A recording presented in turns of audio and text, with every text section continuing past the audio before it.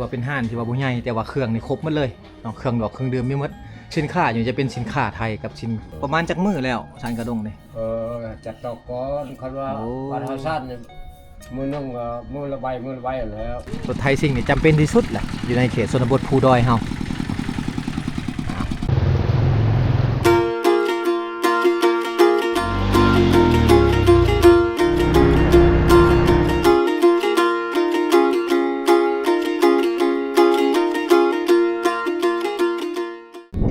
กราบทักทายสบายดีสวัสดีพ่อแม่พี่น้องเมื่อสุขุมสุขคนคือเก่ายินดีต้อนรับทุกคนเข้าสู่ช่องบ่าวโดดพาหลอดพี่น้อง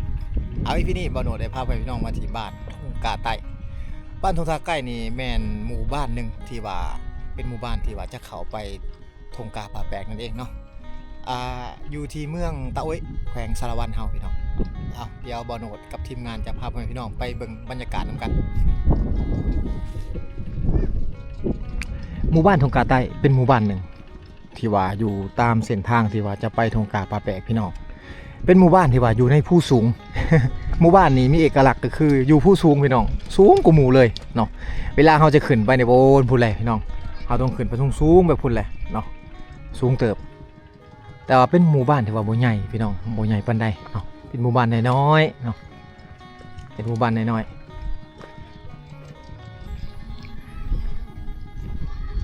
เฮือนซานอยู่เขตนี้ก็จะเป็นเฮือนซานที่ว่าทรงดังเดิมพี่น้องเนาะเอาผู้คนเขตนี้ก็เป็นผู้คนชนเผ่าตะโอ้ยเฮาโอ้อันนี้พามากระบกอยู่เนาะ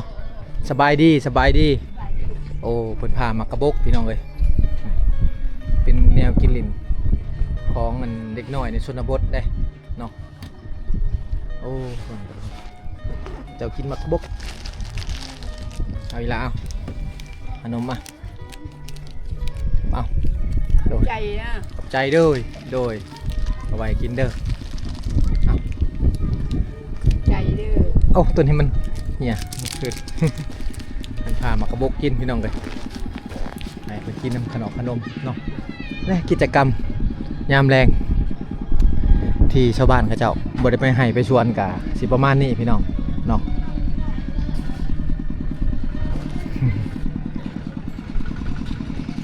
นี่ทางนี้เขาจะใส่รถไถซิ่งกันในการเดินทางต่างๆพี่น้องเห็นป่ะเนาะรถไถซิ่งนี่จำเป็นที่สุดแหละอยู่ในเขตชนบทภูดอยเฮาบ่ว่าจะเป็นลากแก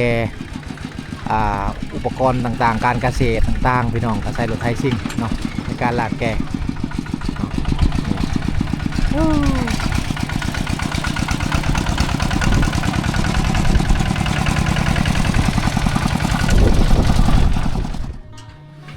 มาหาสร้าง มาจอด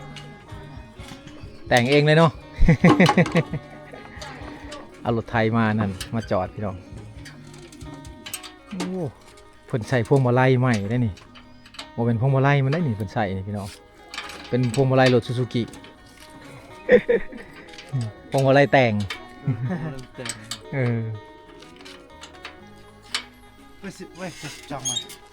อันนี้จักรของคูโบต้าเนาะแม่นบ่ซื้อแต่ห่างมันมาแล้วจักรของคูโบต้าใส่เพราะเพิ่นใส่เองห่างโอ้มาน้ำมันเลยรถไทยซิ่งเพิ่นนี่พี่น้องนี่จะเป็นจักรคูโบต้าเนาะที่ว่าเขาใส่กันมาเป็นแบบสุดแบบนี้เลยนี่แต่ว่าพวงมาลัยนี่พวงมาลัยแต่งใส่ รถคูโบต้าใส่พวงมาลัยซูซูกิ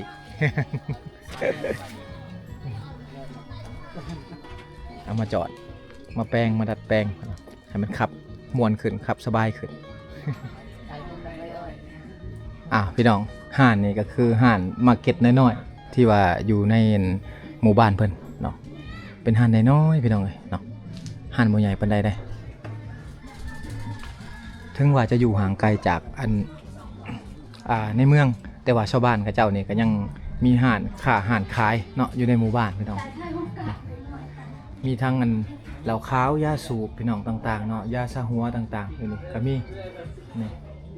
ถือว่าเป็นห้านที่ว่าบ่ใหญ่แต่ว่าเครื่องนี่ครบหมดเลยเนาะเครื่องดอกเครื่องดื่มมีหมดสินค้าอยู่จะเป็นสินค้าไทยกับสินค้าเวียดนามที่ว่าเพิ่นเอามาขายอยู่ในห้านเพิ่นเนาะอันนี้ได้ลูกหมดแล้วเนาะ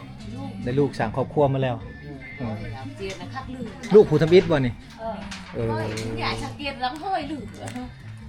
คนทางนี้ขอถามหน่อยเด้อคนทางนี้อายุประมาณจักปีเพิ่นแต่งงานสร้างครอบครัว 19 ปีก็มี20ปลายปีก็มี เออสั่งยิงตามเนาะยิงตามหมักหักกัน โตอยู่นี่เฮ็ดน้ำปั่นพร้อมเนาะขายน้ำปั่นพร้อมได้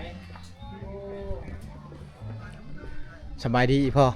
เจ้า สบายดีสบายดีเฮ็ดพี่เลอ เฮ็ดตอก โอ้เฮ็ดตอก ตอก จักตอก กายซานกระดง สันกระด้ง กระดง นี่เพิ่นกำลังสิจักตอกสันกระด้งประมาณจักมื้อแล้วสันกระด้งนี่ จักตอกก่อนคันว่า โอ้ บ้านเฮาซานนี่มือนึงก็มือละใบแล้ว โอ้ไวเนาะ อืม เออแต่นี่เพิ่นเกียมตอกก่อนพี่น้องเอ้ย เก็บตอกก่อน ถ้าว่าบ่มีตอกก็บ่แล้ว ยังใช้ไว้อยู่บ่เดี๋ยวนี้ ยัง ไว้ก็มีเนาะ โอ้ เอาขอบแล้วเอาที่ไว้หั่นแหละ โอ้คิดว่าเอาเสือกยางบ่แม่นเนาะเอาไว้เอา บ่ได้เอาเชือกยาง เฮ็ดไว้ใช้เองบ่หรือขายพอ ขายเอาผู้ใดจะได้ก็ขายแล้ว โอ้เอาขายประมาณอันเท่าเด้อ อัน200,000 200,000กีบ แม่นแหละ โอ้ถึงเงินไทยประมาณอยู่ 300 กว่าบาท ที่ว่าเพิ่นขาย แต่ พี่ ว่า น้อง เขาใช้นี่มัน5 ปี 5 ปีก็บ่ขาด ความมันน่ะนะ ความมันความทน ความทนของมัน เออ เอาขาย200,000 เออ ชาญครับแหละ รับประกันให้ คุ้มกัน คุ้มเยอะ เอาถ้าว่าพี่น้องทางฝั่งไทยหรือว่า FC ถ้าวงโนหรือว่าเบาคุยต้องการเนาะบอกได้บ่โนสิมาหาเพิ่นเพื่อว่าให้เพิ่นซานให้พี่น้อง ประมาณ350 บาทประมาณนี้พี่น้องตัวนี้รวมแต่อันสินค้าเพิ่นได้บ่รวมค่าส่ง การส่งนี่ต่างอีก ค่าส่งต่างอีกพี่น้องเลยเนาะกวนบ่ กวนอยู่มัดบ้านนี่ โอ้กวนนี่เขาเจ้าจัดงานวันที่เท่าไหร่เขาเจ้าจัดงานบ้าน มัดทางให้ แล้วทางให้ เรียกทางให้ก็ เริ่มเฮ็ด เฮ็ดรถบุญนี่ เฮ็ดทุกปีบ่ มัดปีเด้นี่กายปีเด้ ก่อน ว่าปีใหม่เลยมื้อนี้ โอ้ก่อนจะทางให้เฮ็ดปลูกเขา เชิญบ้านแบบว่าบ้านทุกช้าอ่าน โอ้บ้านเจ้าเฮ็ดวันที่เท่าไหร่ เขาว่าทุกกะไตนี่ ทงกาใต้นี่ ทงกะไตนี่ แม่น ไม่ได้เชิญบ้าน โอ้ บ้านทุกช้า ได้เชิญมาได้ไปเชิญเอาคนมาลิ้นนํกันอยู่พี่ ร่วมอยู่กวนนี่ โอ้ เดี๋ยวนี้มีงานบ่ ยัง ยัง เพิ่นเฮ็ด มัดทางให้นี่ เพิ่นทางไห้แล้ว ก่อนปลูกเขาเนาะทางไห้ก่อนปลูกเขาแล้วทางไห้แล้วแล้วก็จัดงาน หน้าเชียงมันกายแล้วมื้อนี้ โอ้กายแล้วเดี๋ยวนี้นะ อ๋อ เป็นปีหน้า จะเป็นงาน เออ งานหยังเขาเอิ้น แบบว่าเขาดาวกายได้มื้อนี้ล่ะ โอ้วิทย์ปีใหม่พูดแหละ กายปีใหม่ กายปีใหม่ไปกายปีใหม่ลาวไปอีก มาดาจะแป้งกวนได้แม่น่ะ โอ้กวนนี่ก็แป้งใหม่แหละจึงจัดงานแม่นบ่ เม็ดละเฮ็ดมัดทางให้อ่ะนะ โอ้เอาพี่น้อง ความรู้ว่ามันตาลฮะ อืม ไปตาดไปตาดไปว่า มันประชาได้ดีนะ เมื่อทางไห้เมื่อทางไห้แล้วจึงเฮ็ดเนาะเอาพี่น้องนี่คือฮีตของประเพณีเพิ่นเนาะ โอเคแล้ว โดยเอาไปเลยพ่อขอบใจหลายๆตามสบายเด้อโดยเดี๋ยวขอละเลาะหมู่บ้านก่อน เอาใหม่ยังนี่เอาไม่พุ่งว่ะ โอ้เพิ่นชานทิพเขา ตัดติบเข่า ไม่พุ่งไม่พางประมาณจังมือแล้วชานเทื่อหนึง มื้อนี้แล้วเลย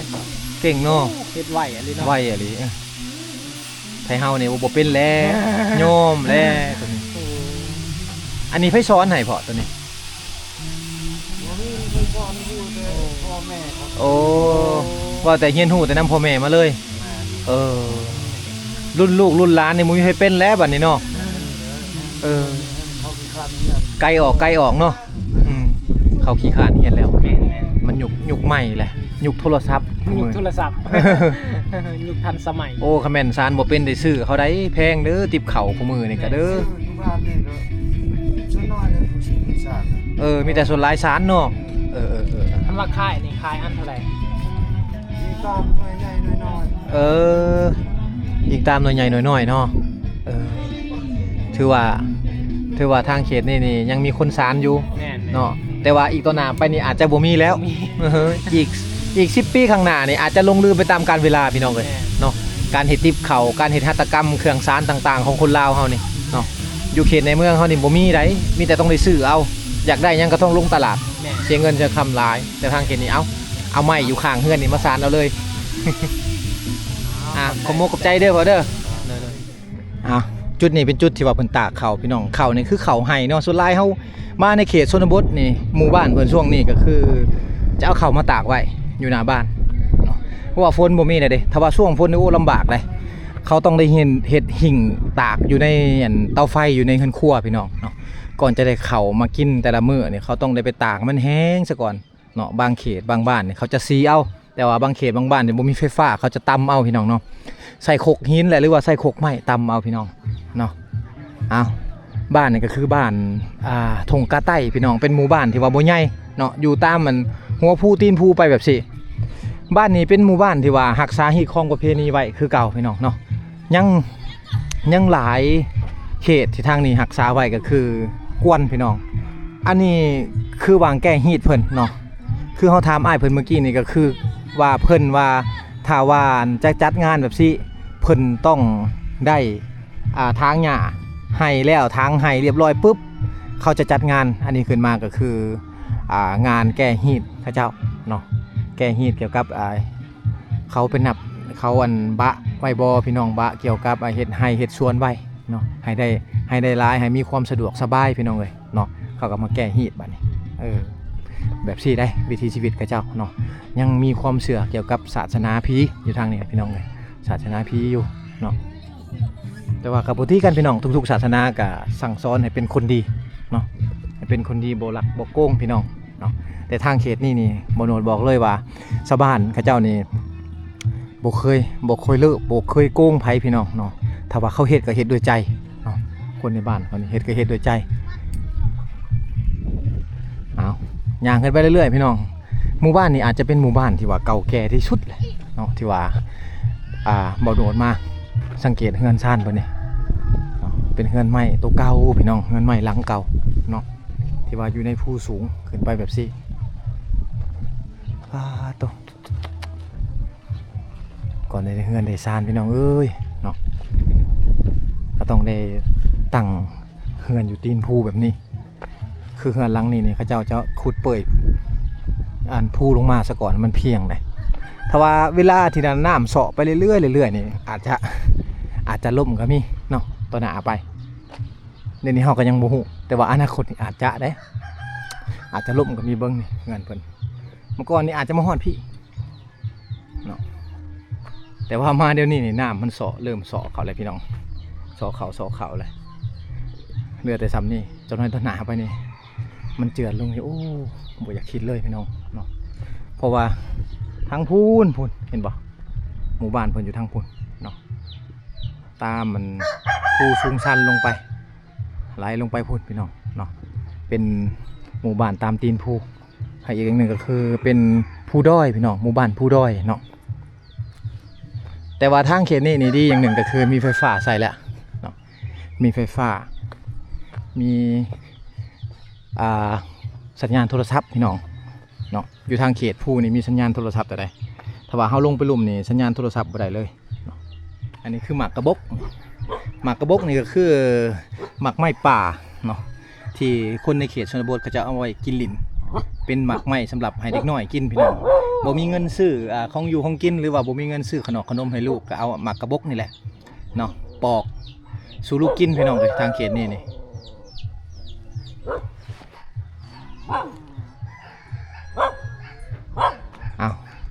ยับง่ายไปเรื่อยๆพี่น้องเลยเฮือนซานเขาเจ้าก็คือเห็นเนาะเป็นเฮือนซานที่ว่าอยู่ในภูด้อยภูสูงคนใดสิมาลิ้นมาเที่ยวกะต้องได้ขออนุญาตเป็นก่อนเด้อพี่น้องก่อนจะขึ้นมาเนาะ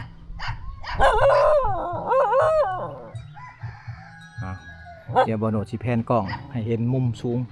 ให้พ่อแม่พี่น้องได้เบิ่งเนาะต่อสูงเตียวเวลอยู่เงินเพิ่นแนมไปนี่เห็นวิวงามอลีพี่น้องเลยผู้อยู่หลุมเป็นวิวภูผาเลยโอ้อันนี้เครื่องซีเข่ายังใช้ได้อยู่บ่ฮะยังได้อยู่เนาะตัวนี้เป็นเครื่องซีเข่าเพิ่นพี่น้องเครื่องซีเข่าแบบซี่นี่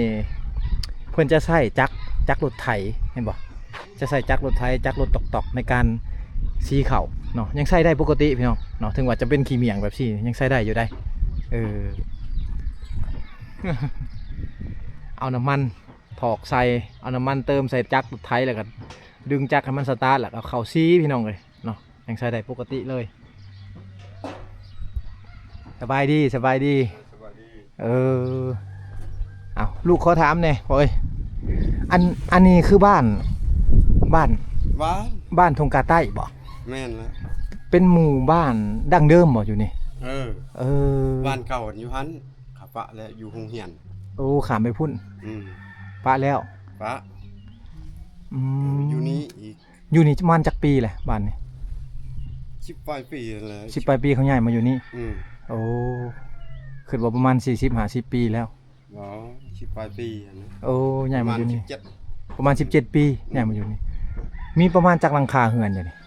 หลังคาเฮือนนั้น